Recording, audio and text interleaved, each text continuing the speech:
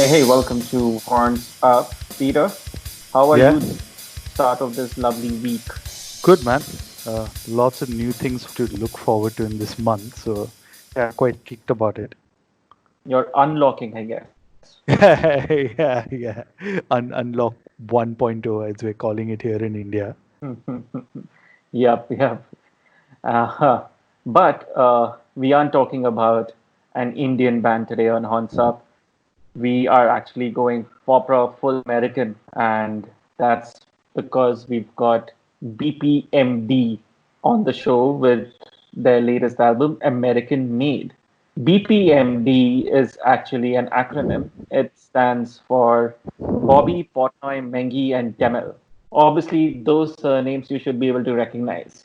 Yeah, man. And it's quite an uh, unlikely match of sorts, if I may say. Yes, all it took was an idea from the 8-year-old son of Metal Legion songwriter and producer Mark Menghi, and boom, BPMD, the band, was born to life. What's more interesting, though, here is that on American Made, all that these guys are doing is playing a bunch of covers by bands from America that all of them look up to. Yeah, it's quite cool. I mean, like for some of the artists I'd never heard of before, so it's kind of cool just to discover through covers. And I think that's kind of what happened with us here in India, right? With a lot of metal artists. Yeah, although I think instead of discovering new bands, all of us just discovered the deep cuts for Megadeth, Metallica, Maiden, and Slayer. That's also, don't forget the grunge era of I don't know how many bands covered Nirvana, Alice Pearl in Jam, Chains, Pearl Alice in Jam, Chains. Soundgarden, that entire set. But hey, don't get us wrong. We previously have featured Hell's Bells on the show, who are an AC/DC tribute band.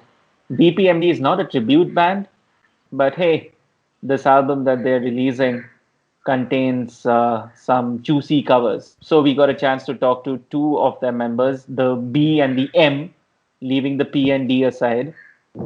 That's Bobby Blitz and For Mark Menghi. Weird ass alliterations everywhere. Let's get into that interview. Here it goes. Hi, Bobby Mark. Welcome to Horns Up. How are you doing today? Hey, this is Bobby Blitz here from BPMD and Overkill. Doing really well. Glad that you guys took the time to talk about the new record. Hello. I'm Mark Menghi, and yeah, man, thank you. We appreciate it. Just to kick things off, Mark, this one is for you. The idea for the project I read was inspired by your 8-year-old son. So, from there, how did you get the rest of the members on board? Well, yeah, like it said, my son kind of set the light bulb off into my head. And as I was listening to that particular song, which was Saturday Night Special by Leonard Skinner, I started hearing these things in my head, and as that was going on, I was texting with Blitz, and I just told him, hey man, I got to call you. I got an idea. And I called Bobby, and I pitched him the idea. I was like, hey man, what do you think about doing something like this? And he was immediately in. And then literally from a 5-minute conversation, it spawned BPMD and getting Mike and Phil. Awesome. So, Bobby, this one's for you then. What was your first reaction when the idea for BPMD was presented to you? And really, why did you choose to do this? Mark and I have a good rapport, and after the idea was spawned in his backyard, he called me, and he was having a few beers. I think I was having a few beers here, working on a motorcycle or something, and it took me all of about 30 seconds to start throwing songs in there. I'm like, I want to do a mountain song, I want to do a cactus song. So it was, for me, it was about the excitement. I had some downtime. I liked the idea that we were discussing it with parameters, meaning that the songs would have to be, have origin in the 70s or the release in the 70s. I like the idea that each member would pick two songs and we would vote on two more. So it almost felt like a fun game. And I like the fact that he instantly suggested Phil and Mike as the other two members for it, because by being in Metal Allegiance or being a guest singer in Metal Allegiance, I have a chemistry with all these guys. So I knew to some degree what to expect, of course, as far as their talents. But the excitement was, how was this going to develop by transporting ourselves from 2019 back to the 1970s? So it just seemed like an absolutely exciting project for me. There's always been a market as such for nostalgia, and it's one that seems to be increasing in these really weird days because people are looking around for comfort of sorts from things and experiences they can relive. Did nostalgia play any part in forming and bringing BPMD to life? I would say, yeah, definitely. We all love this music, or the '70s music. I know. At least my thought process behind this was, just to have fun. Could we get four dudes in a room just to have fun to cover some of this music? And nostalgia definitely plays a big role, I think, in this, for sure.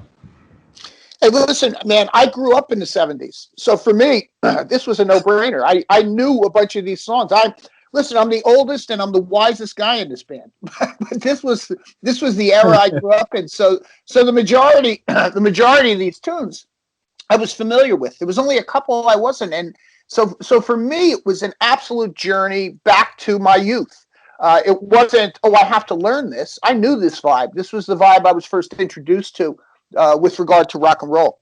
I know you touched upon this slightly earlier, but American Made features cover songs of well-known acts like Aerosmith, ZZ Top, and even blues standards from bands like Mountain.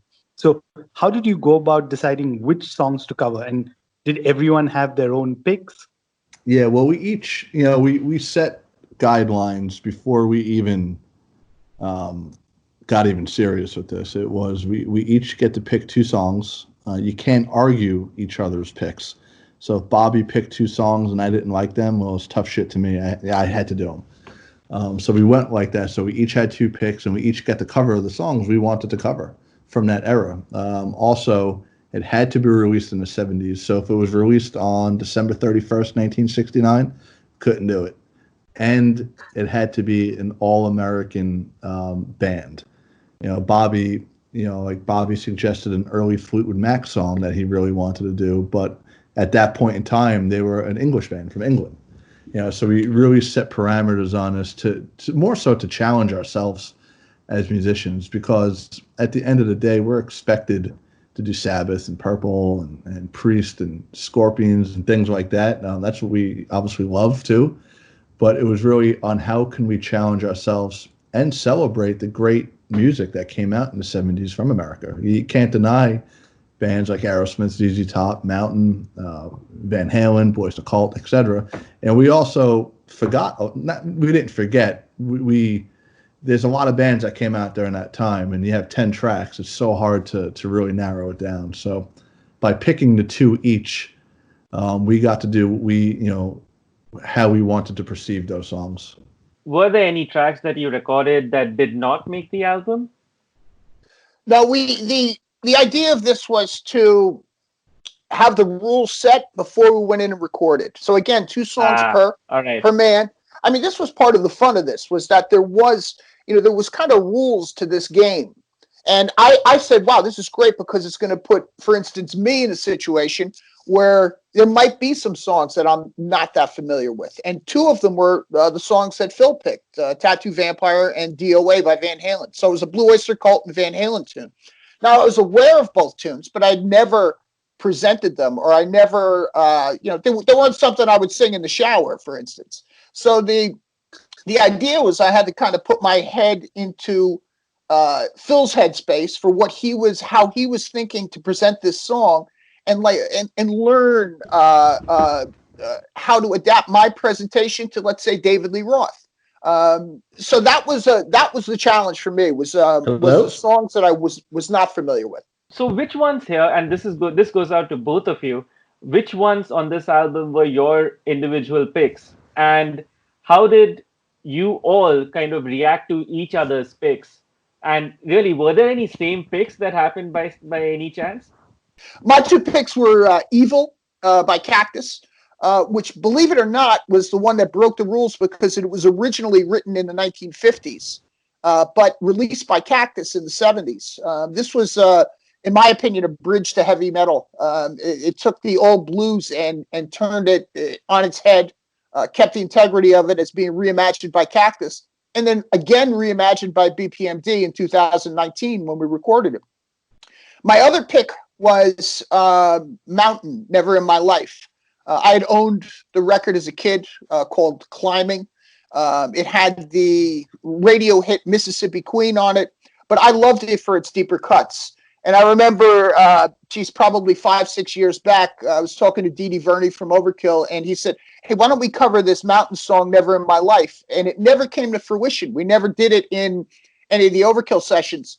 So when Mark had presented this idea to me, I think I was spitting out Never in My Life by Mountain before he even finished the sentence. So they were my two picks and primarily because I think that my voice is cut for both of them. Okay, Mark, what about you? Yeah, my two picks were Saturday Night Special by Skinnerd. That was the catalyst that really started this thing. So I felt obligated to do that song. And my other pick was Beer Drinkers and Hellraisers by ZZ Top. And again, I went into both of these songs thinking, how could we make just a good representation of what we do out of these songs? And how would we play these? More so, what kind of arrangement could we give it? How could we make it different, but yet keep that groove and keep that integrity intact? Which is also a fun challenge. And bands like Skinnerd and ZZ Top, they're from the southern states here. Definitely that southern swing groove thing, which I'm very much into. And it was more so, how could we pay homage to these songs? And not only my two picks, but all the picks on the entire record. Okay, so here's a weird question. BPMD is 4 guys, but there are 10 tracks. So are there 2 tracks that all of you guys picked together or something? There was American Band was a no-brainer. That was not picked by any of us, but it was a no-brainer for the project because of it calling it American Made, the song by Grand Funk Railroad. And the other one was, it was thrown around the room. We tried to do it democratically for the last 2.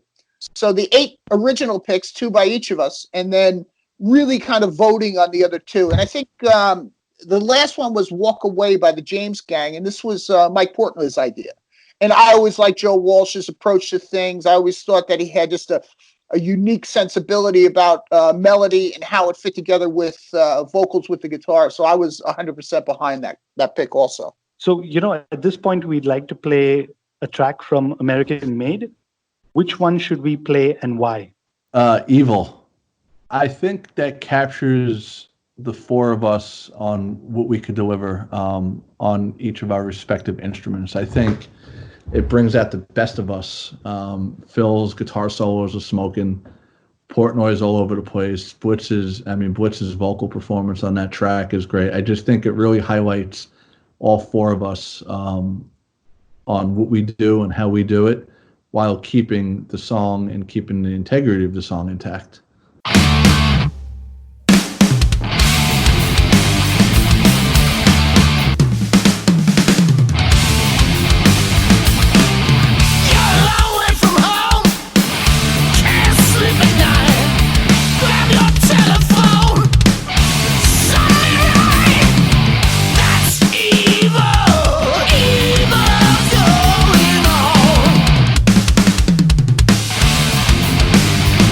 Now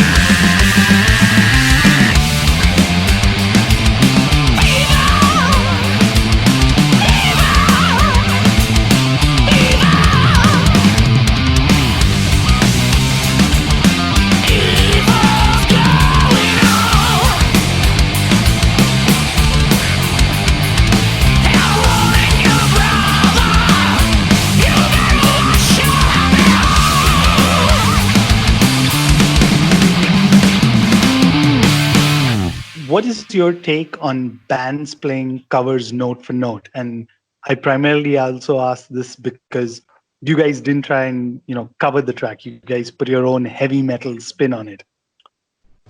Well, I think that you still have to make it your own. You have to own the track if you want to present the track. And this is about presentation. You have four guys that present things a little bit differently. There's, of course, similarity with us.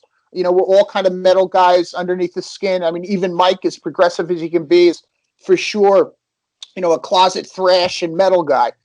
So I think that was going to come out naturally. But the key was not note for note. The key was keeping the integrity of the song, to be able to say that this is reminiscent of that era with an updated feel to it. So again, I still think the key word here, or words, is integrity and reimagination. I agree. I could have easily went in there, and I'll use DOA as an example. I've never learned a Van Halen song in my life on bass, and I said to myself, how am I going to play this? If this was my song, how would I do this? So I kind of approached it, keeping the Michael Anthony bass lines intact, but adding my spin to it.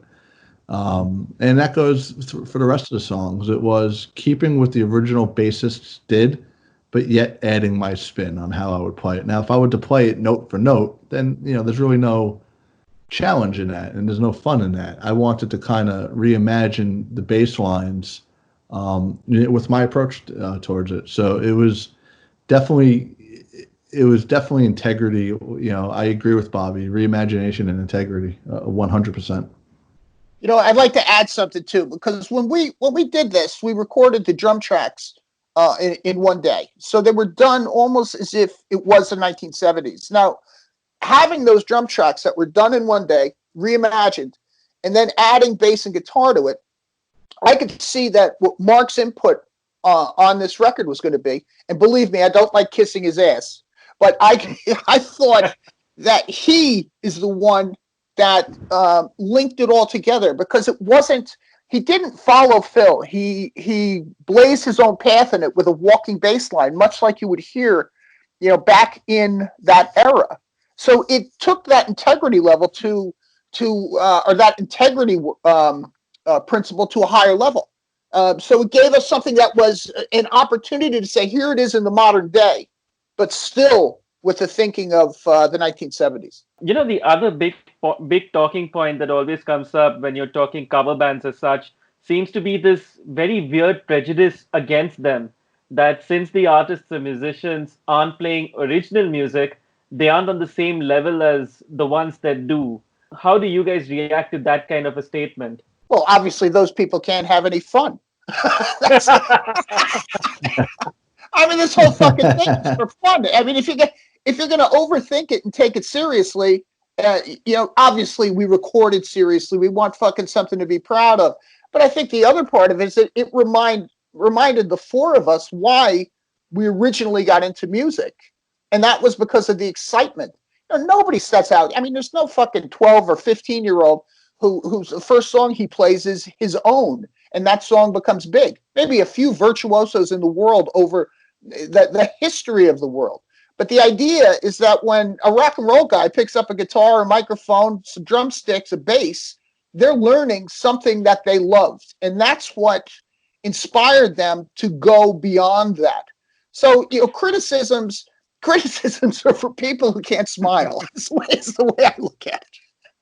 Yeah, I agree. Where I live in New York, I am surrounded by cover bands and tribute bands, and I respect that. These people, that's what they want to do. That's their, they want to have fun playing their instruments. They want to cover or pay tribute to a band that they love, which is great. Me on the other hand, this is a cover record and it's supposed to be fun.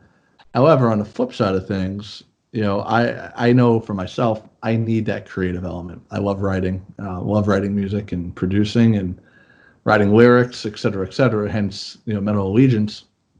But again, people's perspectives on it is, you either want to go down the path of writing or you want to go down the path of covering a certain artist or bands. In that, in our case, I think we do both, because at the very end of the day, this record is simply four guys in a room having fun, drinking a few beers, and jamming on some of our favorite songs. That's all this is. So here's a fun question then from our end, for the both of you, and it's one that needs to be answered as candidly as possible. If you guys could cover only one band ever, which one would it be and why? Oh boy. Oh boy. One band ever. Yeah. Oh my God, I'm trying to think. You know, when just for over the years, the band I have the most fun doing any covers with, and it's not on this record, would probably be Motorhead. To me, because it just kind of says it all. I mean, I've had the opportunity to tour with them twice through my career in multiple festivals, etc. But I love the fact that when Lemmy used to come out on stage, he would say, "Good evening, ladies and gentlemen. We're Motorhead, and we play rock and roll." That was all that was necessary. Everything to follow was fantastic. So my pick is Motorhead. I first thought one band, and then I started thinking about it. I was like, no, you know what? I'm changing my mind on this one. So I would think, and we do this already. We do this in Metal Allegiance that Bobby's a part of. We do this Black Sabbath tribute. And for me as a bassist, I have a hell of a lot of fun playing those Sabbath bass lines. More so than probably any other band. So I would probably say Sabbath. Respectable choices. Awesome. Good ones too. Yeah. Both non-American bands. Yeah. Right. That's true. I must ask at this point, was there any plan for you to tour live for the record? We had a show set up for a benefit concert that was supposed to take place on the 30th of May, and it actually been in contact with Napalm Events to have done festivals. This wasn't going to be, let's hit the road and do 3 weeks. This was going to it was going to be more specialty shows. All right. Okay. And, considering the times that we're in right now, and, since it's become a new norm of sorts, do you all have any plans to do digital-only promotions, like a live stream or something like that? We're actually looking at all possibilities. And again, here in the States, especially where Bobby and I live, we're really in the hot spot of America right now. And the death toll in America, I read, is we eclipsed the death toll of total Americans killed in the Vietnam War. Yeah. So this is not going away anytime soon if those numbers are 100% true, which they seem to be. So we have to think differently, especially as creative people that we both are, or the four of us are in BPMD. Let alone BPMD, we all have other bands and projects, to think about as well. So it's more so, what can we do? How can we think differently? How do we get the music out there? And how do we jam together again? I think that's the greatest question. So live streams, digital streams, video on demand, or whatever it is, every musician has to be thinking about that. It just seems like a natural progression right now. And I know it may be very early to say this or to ask this, but at this point, have you guys discussed what's next for BPMD after American Made? Like, can we expect an album of new music, or will you guys continue with the covers only roots, perhaps moving on to songs from the 80s or the 90s or so on and so forth? Well, the original plan here was that to give it legs with the American Made release. And of course it was in the back of our head because there's so many places in the world to choose from. You could do Made in the UK, the 1970s. You could do Made in Europe. You could do Made in the World. So the idea was to not just say, oh, here we are, let's release a covers record because we're bored, but to give it more of an identity, make an entity out of the entire idea. So I really do hope that if this sees success, that we believe it will, that we have the opportunity to go to other parts of the world and do some Fleetwood Mac, some Status Quo, some Deep Purple, etc. Okay.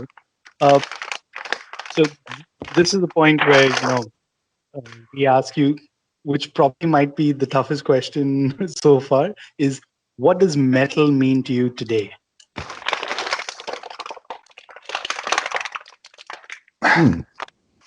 Today. 1 second. There's that very weird crackling noise that's coming in. Oh, sorry. Sandwich down over there, Blitz. Come on. I was making my lunch.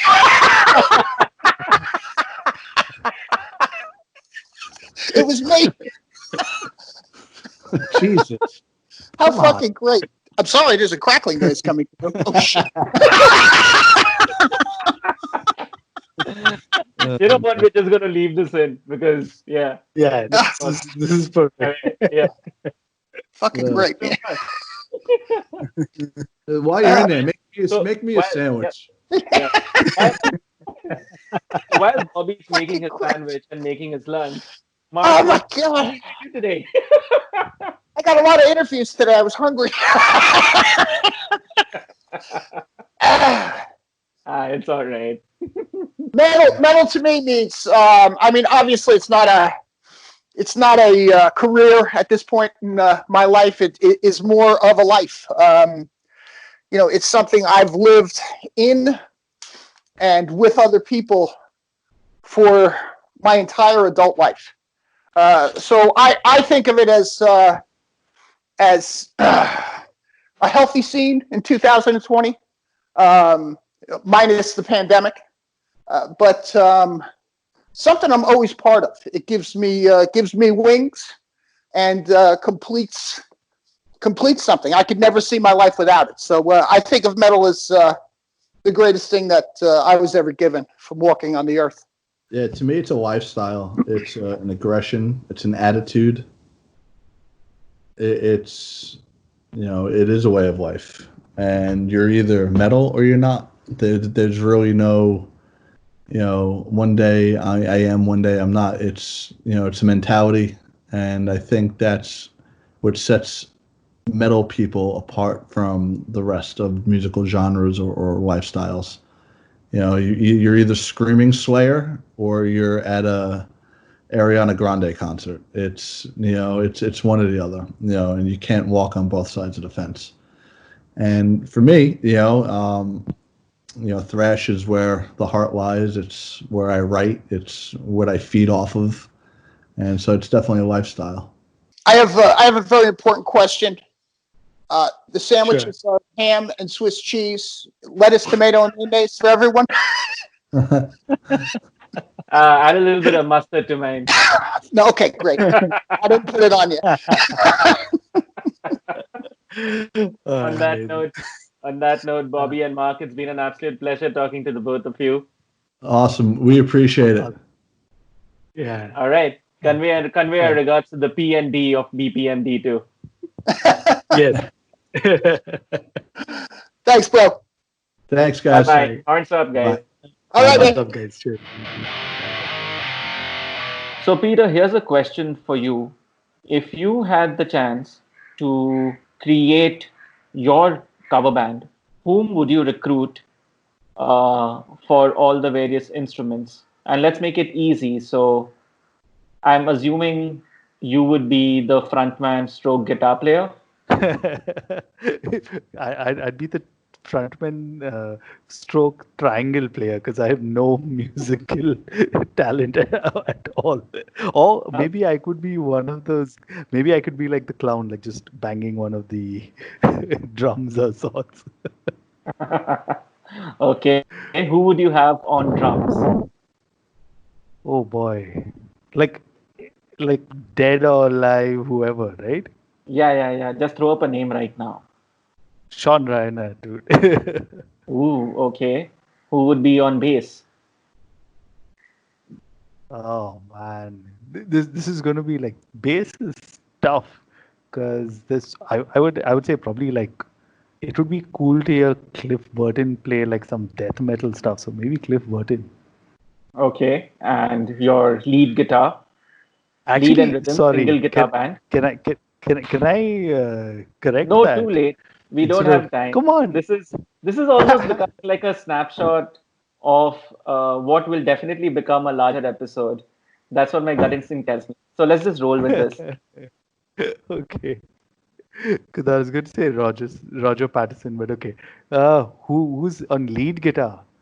Yeah, just Oh, one guitarist. You have one guitar one guitarist. in the vein of Christ, BPMD. oh man. This is gonna sound really weird, but I take like Slash, dude, for some reason. Wow. So Sean Reinhardt, Cliff Burton, Slash, and Peter. And trust me, there would be no prog happening there at all. PSSC or PCSS. Now, having put me through this, I'm very curious to know your picks because I'm assuming you're only going to play bass, right? So you're going to get a vocalist. So who would start up be a vocalist? I want to know. Okay, so I'm not going to be in this band. What? This is not fair. This is not fair. Okay, cool, ठीक है. Then chalo. So the bassist role is mine, I guess. And I'll be on backing vocals too. On drums, I'll have at the moment. Let's make it extremely simple. On drums, give me Gino Banks, our very Indian Gino Banks. On guitars, give me um, shit. On guitars, See, give that's a tough me one. John Frusciante, going with an absolute left pick over there, very contrarian pick, which leaves who? Which leaves the vocalist, right? Yeah. Fuck, give me Sebastian Bach on vocals. Okay. This is like Sebastian Bach, John Frusciante, Gino Banks, and Animesh Das. And I'm guessing at the end of this, you're gonna have to like completely change your wardrobe. All of you will get like new wardrobe or something. And I don't know who depends on who's like the band leader or frontman. That will determine All it. we know is if Sebastian Bach is in this band, I definitely I'm gonna ask him if we can name our band Fist. And if you don't know what that reference is, then I suggest you guys please dive into the deep holes of the internet and find a series in which Sebastian Bach, Ted Nugent, Scott Ian, and the guy from Biohazard, if I'm not wrong, came together to form a super band. I haven't seen this, but this sounds very, very interesting just from that lineup itself. Oh yeah, man, that's excellent. It's an excellent show. I still remember Sebastian Bach being balls out awesome on that show. Everybody else kind of paled in comparison, and we're talking about guys like Ted Nugent and Scott Ian. Is this the reality TV show? Yes, it is a reality TV show. Okay. Of course, I think this idea of forming super bands or super groups will be exploited by us. This was just a small teaser. I think we'll Yeah. eventually do a wholehearted episode on it. And if you want to be on that episode, woohoo, look at that. I'm trying to get people to respond to us. You can reach out to us on Twitter. We are at HornsUpPod. I'm at Asmoani. And I'm at Trend Crusher. Until next time, see you guys. Horns up. Horns up.